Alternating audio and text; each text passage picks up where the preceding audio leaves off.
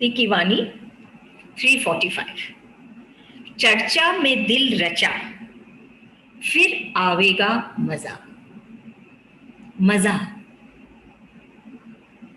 एक ऐसा शब्द है,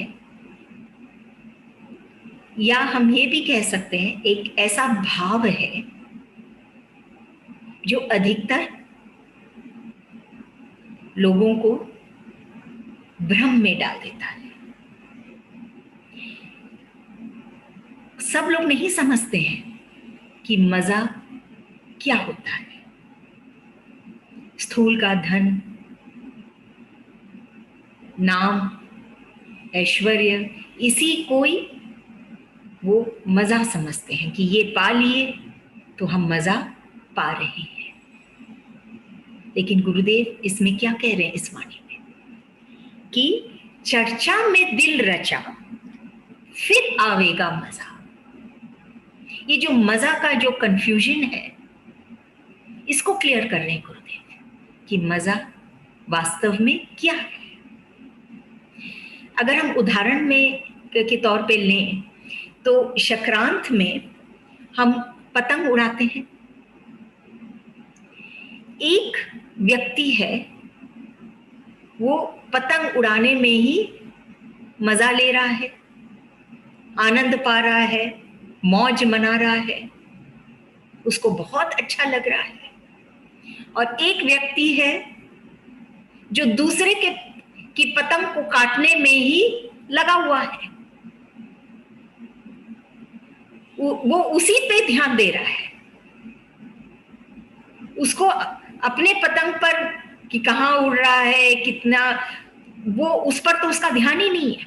कैसे मैं ये दूसरे व्यक्ति की पतंग को काटूं। कितना अंतर आ गया कि वो उसी में लगा है। और सदगुरु कहते हैं कि ये आकाश, ये आसमान इतना विशाल है, इसमें दोनों के पतंगों के लिए बहुत स्थान है, बहुत जगह है, लेकिन फिर भी ये व्यक्ति सिर्फ दूसरे को काटने में लगा है। यही होता है संसार में कि एक व्यक्ति दूसरे को नीचे दिखाने में, उसको काटने में, उसको दुख पहुंचाने में इतना मग्न रहता है कि वो मजा नहीं ले पाता अपने जीवन का। खाली वो दूसरे के जीवन में ही वो, उसके कारण ही वो व्यस्त रहता है और खुद आनंद नहीं पाता है। इसमें एक चीज और है कि हम पतंग की जो वो डोर है, उसको हमेशा पकड़ के रखें तो वो पतंग आराम से झूमती है। अगर हम डोर छोड़ देते हैं तो वो पतंग खो जाती है, हमारी आंखों के आगे नहीं रहती है, कहाँ चली जाती है, ओझल हो जाती है। ऐसे ही हमारे जीवन की ये जो डोर है, ये जो नींव है जिससे हम परमात्मा से जुड़े हैं, जैसे वो पतंग उस व्यक्ति के साथ, वो जो डोर है, ये हम हमेशा अपने इष्ट के हाथ में दें। ध्यान करें कि कहाँ है ये डोर, कहीं लूज तो नहीं कि हमारा जीवन ही खो जाए, हम दुख पाए।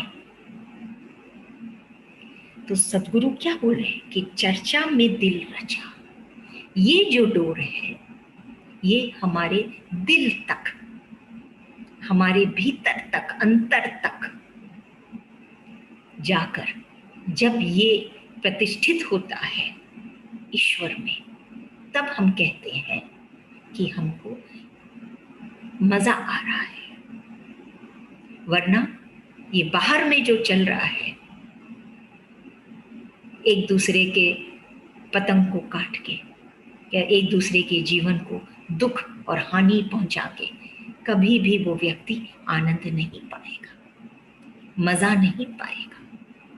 मजा तो वो जब पाएगा, तब पाएगा जब उसके दिल में, उसके भीतर में, अंतर मन में वो डोर उसके मन की, जो मन एक पतंग है, वो डोर उसके इष्ट के हाथ में है, तब वो बेहिचक डोलती है इस आकाश में, आनंद लेती है ये मन। तभी कहते हैं कि चर्चा में दिल रचा। ये दिल की बात है कि ये पतंग, ये जो दिल है, ये जो मन है, ये कब मजा लेती है। और यही हमारा नींव है। बाहर में सब कुछ होते हुए भी अगर दिल बेचैन है तो मजा नहीं। एवरीथिंग डिपेंड्स ऑन दिस मन। और इस मन में अगर चर्चा है इष्ट की, जिससे ये मन पसंद करता है, जिससे ये मन रमना चाहता है, जिससे ये मन रंगा हुआ है, जिसके कारण ये मन हल्का फुल्का उड़ान भरता है, जब उसकी चर्चा होती है, जब उसकी बातें होती है, तब मजा आता है इस जीवन का। न कि अन्य लोगों की, अन्य व्यक्तियों की। अगर उसी में लगे रहेंगे, दूसरों की तरफ देखते रहेंगे, तो मजा नहीं आएगा जीवन का। खुद की तरफ और खुद के दिल की तरफ जब हम देखेंगे, तब हम मजा पाएंगे। ऐसे भी स्थूल में भी हम देखते हैं, जिसको हम पसंद करते हैं, जिससे हमारा मन मिलता है, जब उसकी चर्चा होती है तो बहुत अच्छा लगता है। कभी कभी ऐसे भी लगता है कि ये चर्चा चलती रहे, बंद ही ना, इतना आनंद आता है। तो यही कह रहे हैं गुरुदेव इस वाणी में, चर्चा में दिल रचा फिर आवेगा मजा। कि जब तक ये दिल इष्ट की चर्चा में नहीं रचेगा, तब तक मजा नहीं आएगा।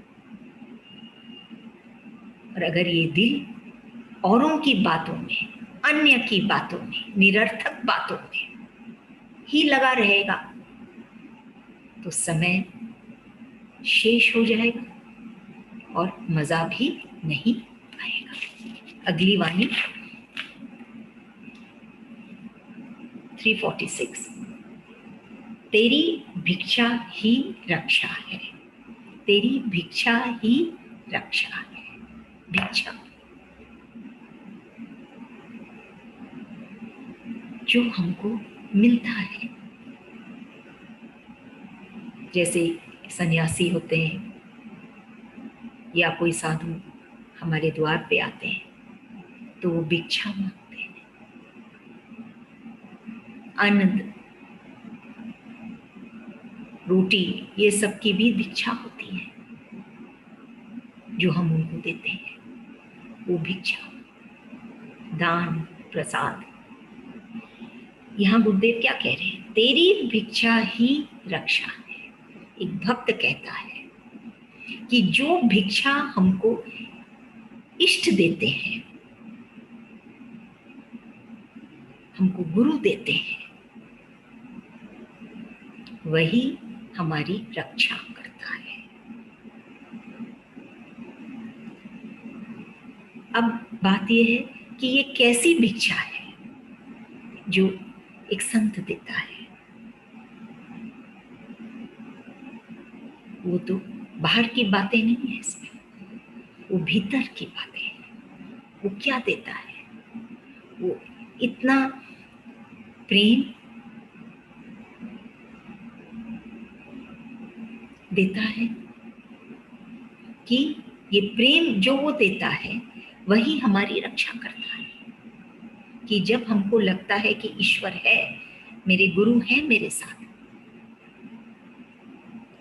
और उनकी भिक्षा को हम पा रहे हैं कि वो जो हमको दे रहे हैं, तो ही हमारी रक्षा है। संसार में हमारे पास बहुत कुछ है। सुरक्षा के लिए व्यक्ति भी हम नॉमिनेट कर रखे हैं, अपॉइंट कर रखे हैं, लेकिन रक्षा तो तभी होगी जब हम ईश्वर का प्रसाद पाएंगे। ईश्वर जो हमको दे रहे हैं या गुरु जो हमको दे रहे हैं वो हम पाएंगे, तो हम वास्तव में हमारी रक्षा होगी, सुरक्षा होगी। कैसे? क्योंकि वो एक ऐसा कवच हमारे भीतर, हमारे हृदय के चारों तरफ, चित्त में ऐसा एक कवच बन जाता है उनके प्रेम का, कि हमारा हृदय कभी भी घायल नहीं होता। हृदय घायल हो जाए तो हम हार जाते हैं, जीवन में सुस्त हो जाते हैं, बेचैन हो जाते हैं, दुख चिंता से हम ग्रसित हो जाते हैं। लेकिन उनका प्रेम जो है वो एक कवच हमारे हृदय के चारों तरफ ऐसा कवच बन जाता है कि हम उसमें सुरक्षित रहते हैं। इतना सुरक्षित रहते हैं कि बाहर की कोई भी हवाएं, स्थूल की, विकारों की, या और कोई ईर्ष्या की, क्लेश की, द्वेष की, कोई भी हवाएं हमको छू नहीं सकती। तब जाके हमारी सुरक्षा होती है। नहीं तो स्थूल में हम चाहे कितने ही आदमी रख लें सुरक्षा के लिए, फिर भी सब कुछ होते हुए भी हम क्यों घायल हैं? हम क्यों अपने आप को असुरक्षित समझते हैं? क्योंकि सुरक्षा सबसे अहम है हमारे हृदय की, हमारे मन की। नहीं तो ये मन जो चंचल है, ये इधर उधर भागने लग जाता है, बहक जाता है और दुख पाता है। सतगुरु तो एक सेतु है हमारे और ईश्वर के बीच में। वो एक ऐसे, इतना वो सुरक्षा करते हैं हमारे इस भीतर स्थूल सूक्ष्म शरीर की, और उसी के कारण हम हैं, हमारा अस्तित्व है, आज हम हैं।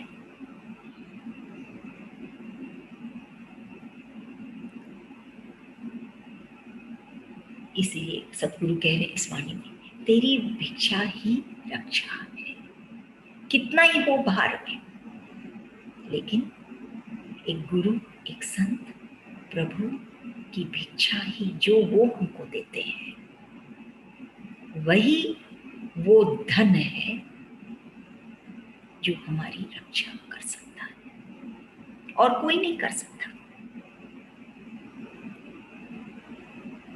अगर आप एक कैसेट प्लेयर को लेते हैं, पहले कैसेट्स होते थे, आज सीडीज हैं, और ऐसे ही उसको हाथ में ले लें तो आप नहीं सुन सकते हैं क्या है उसमें। उसके लिए एक प्लेयर चाहिए।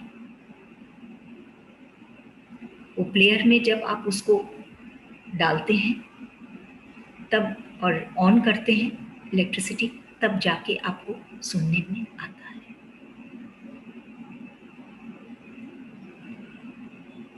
तो ये वो जो ज्ञान या वो जो बातें उस सीडी में है, बिना वो टेप रिकॉर्डर के आप सुन नहीं सकते। ऐसे ही जो ये प्रेम, ज्ञान, भाव, भक्ति, ये सब जो बातें हैं, बिना एक गुरु के हमको समझ में नहीं आएगा। जब गुरु को हम अपने हृदय में स्थान देते हैं तो हम कहते हैं भक्त है, भक्ति से ओतप्रोत है। लेकिन अगर गुरु के हृदय में एक भक्त अपना स्थान बना लेता है तो वो परम भक्ति है। इसीलिए टेप रिकॉर्डर भी जरूरी है और वो सीडी जरूरी है। बिना सीडी के वो टेप रिकॉर्डर भी निरर्थक है। इसीलिए एक गुरु बहुत आवश्यक है। बिना गुरु के हम ये भिक्षा नहीं पाएंगे जो हमारी रक्षा कर सकता है। ये हमारा भ्रम है कि ये लोग हमारी रक्षा कर सकते हैं जो स्थूल दुनिया में है, लेकिन असल में हमारी रक्षा तो उनकी भिक्षा ही करती है। क्यों? क्योंकि हमारे दिल की रक्षा करती है, हमारे हृदय की रक्षा करती है, और वही हमारा अस्तित्व है, वही हमारा स्वरूप है। इसीलिए वो जरूरी है। अगली वाणी,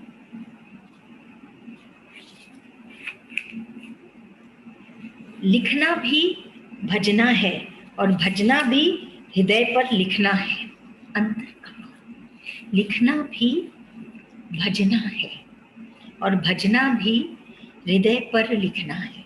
अंतर का, लिखना और भजना।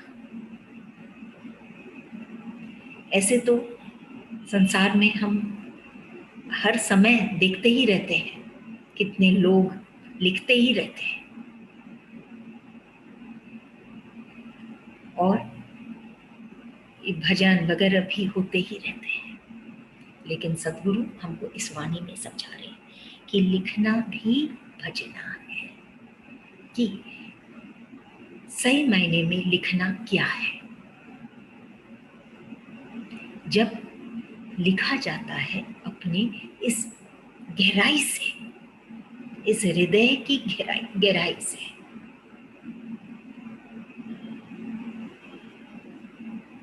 हृदय को छूकर,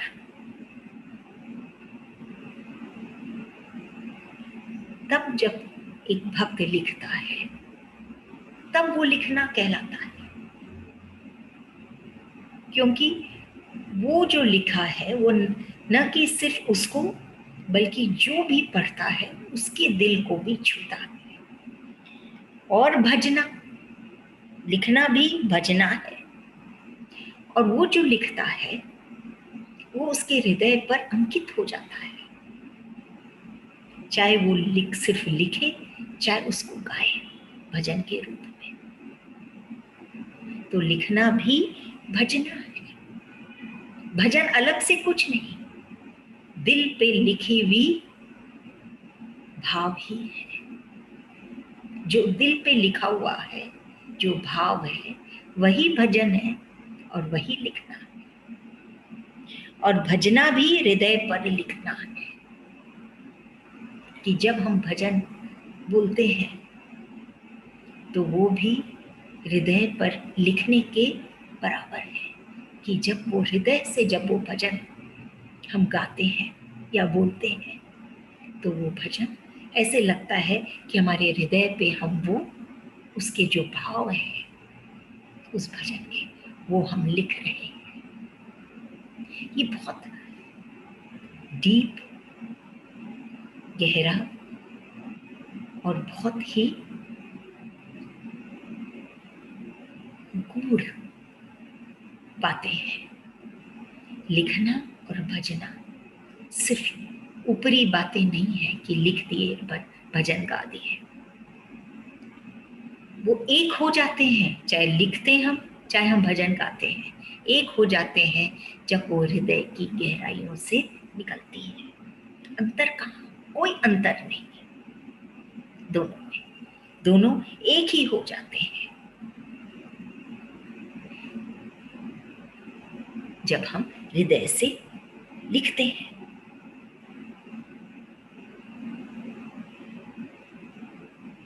लिखना भी भजना है और भजना भी हृदय पर लिखना है अंतर का। जो अपने सद्गुरु का साथ पाया है, भाव पाया है, प्रेम पाया है, उसकी ये स्थिति होती है कि वो जो लिखता है वो भजन है और जो भजता है वो उसके हृदय पर लिखा हुआ होता है।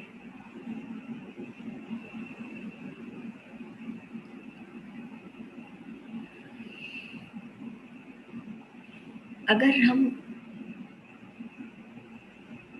देखिए, अगर हम चीनी को लें, मान लीजिए,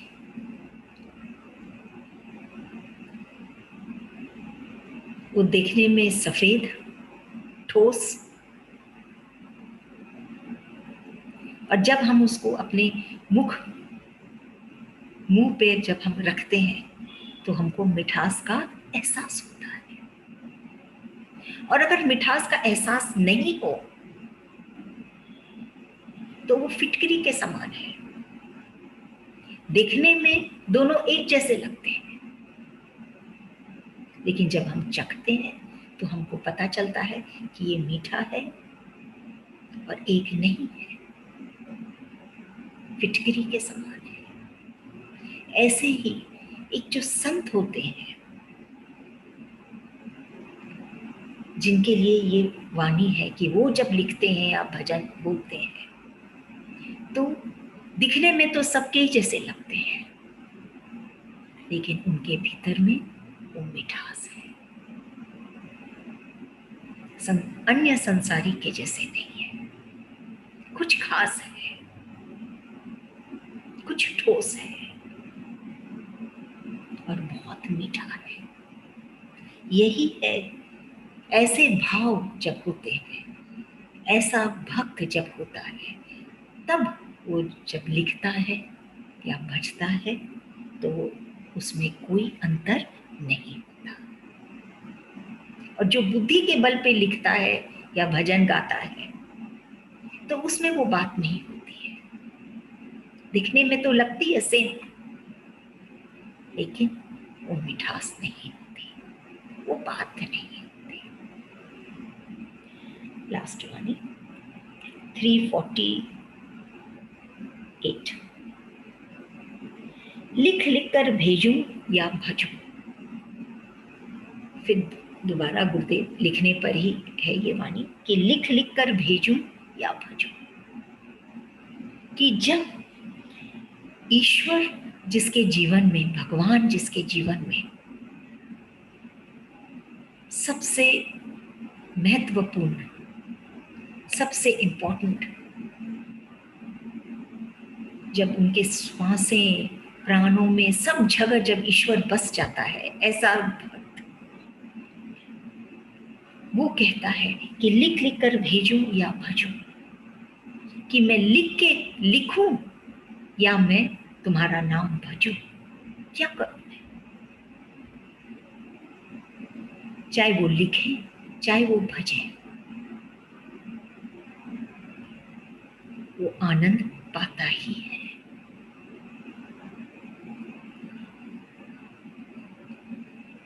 वो उसका लिखना या उसका भजना बहुत खास होता है,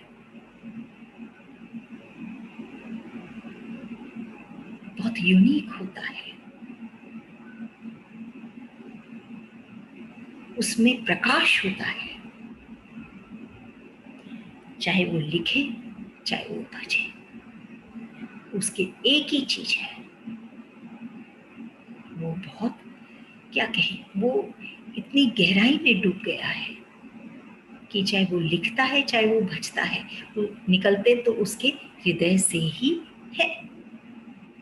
जैसे हम लोग कई बार चर्चा कर चुके हैं कि वृक्ष अपना फल खुद नहीं खाती, नदी जल खुद नहीं पीती, वैसे ही एक संत होता है, उसका जीवन उसका अपना नहीं होता, वो सब कुछ औरों के लिए, भक्तों के लिए ही करता है। फिर वो चाहे कुछ लिखे, चाहे वो भजे, अंदर में एक समान उसका अंतर मन इतना गहरा हो गया है कि भीतर में जितना वो गया है उतनी ही शांत और सुकून वो पाता है। और उसी में से वो संतोष से भी पार होके तृप्ति में वो पहुंच गया है। तब वो लिखता है और भजता है तो एक ही बात होता है। और जब वो तृप्त हो जाता है तब वो समाधि में पहुंचता है। तो संतोष तो हो जाता है, लेकिन जब संतोष बहुत अगले स्टेप है तृप्ति, तो सिर्फ लिखने से या सिर्फ भजने से वो सिर्फ संतोष ही नहीं पाता है, लेकिन वो तृप्त हो जाता है, तृप्ति पाता है। वो प्रकाशित हो जाता, प्रकाशवान हो जाता है। उसका जीवन अन्य लोगों के लिए ही होता है।